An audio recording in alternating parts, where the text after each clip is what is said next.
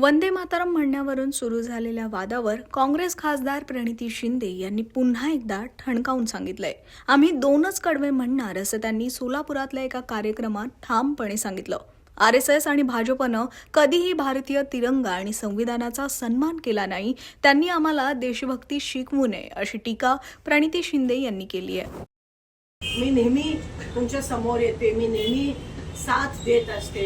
वैयक्तिक तुम्ही बरेच जण मला भेटत असता, तर वैयक्तिक कोणाचं काय नाही, पण ग्रुपमध्ये एकत्रित आल्यावर सगळ्यांमध्ये दम येतो. पण कुठेतरी मला असं वाटतं आमची पण प्रायव्हसी असते जशी तुमची असते.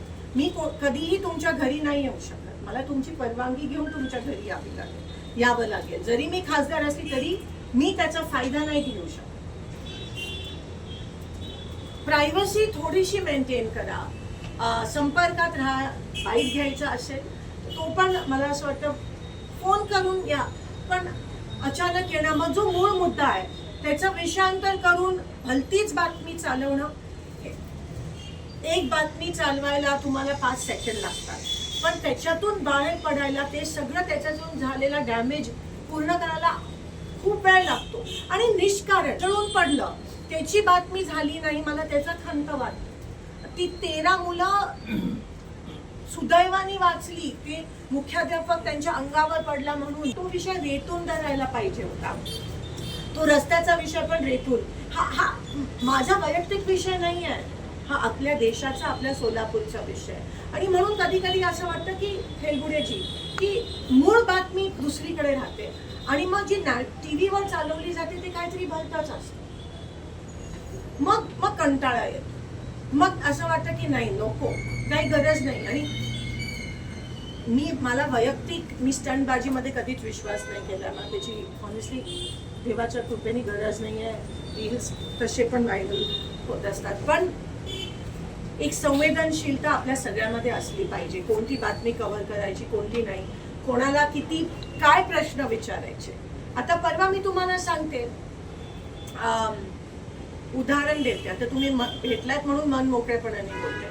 आमचा राष्ट्रगीताचा सामुदायिक कार्यक्रम होता पार्कला, आणि सगळ्यात अतिशय सुंदर झाला कार्यक्रम. आमच्या सगळ्या पूर्ण युथ काँग्रेस, NS शिवाय सगळ्यांनी खूप चांगले कष्ट घेतले. लोक स्व इच्छेने जमली, सगळं व्यवस्थित झालं. आम्ही जनगण मन गायलं, आम्ही वंदे मातरम पण गायलं. जाता जाता कोणीतरी वंदे मातरमचा प्रश्न विचारला.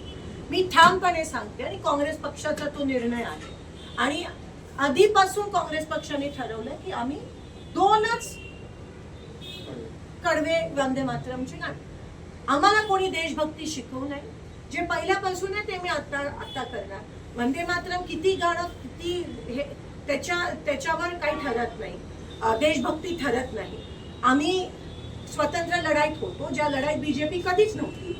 RSS आणि बीजेपी ज्यांनी तिरंगाचा कधी सन्मान केला नाही, ज्यांनी संविधानाचा कधी सन्मान केला नाही, त्यांनी आम्हाला देशभक्ती शिकवू नये. हा आमचा स्टँड आहे. आमच्या CWC मध्ये पण रेझोल्युशन झालं की आम्ही वंदे मातरमचे 2.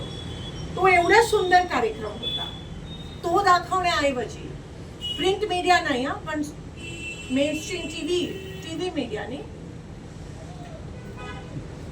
फिरवलं. हे मला नाही, पण आमची लोक ज्यांनी एवढे कष्ट केले त्यांना कुठेतरी त्यांनी जे एवढं काम केलं त्याच्यावर कलंक. बातमी लावणं खूप सोपं असतं, पण त्याच्यातून बाहेर निघणं, प्लीज मी फक्त रिक्वेस्ट करते. आता ह्याच्या पुढे तुम्हाला काय करायचं ते तुमची मर्जी आहे, पण ह्या गोष्टी थोडंसं पाळल्या ना, म्हणजे आपल्यामधलं पण एक रॅपो जो आहे तो कॉन्स्टंट राहतो, आणि आपल्यामध्ये मग मिसअंडरस्टँडिंग नसायला पाहिजे. बऱ्याच जणांना वाटलं की मी अशी वागणूक घेईन तशी, पण मला पण काही गोष्टींचा त्रास त्या ठिकाणी झाला होता. आता मी हे दिलखुलास बोलते आणि तुम्ही रेकॉर्ड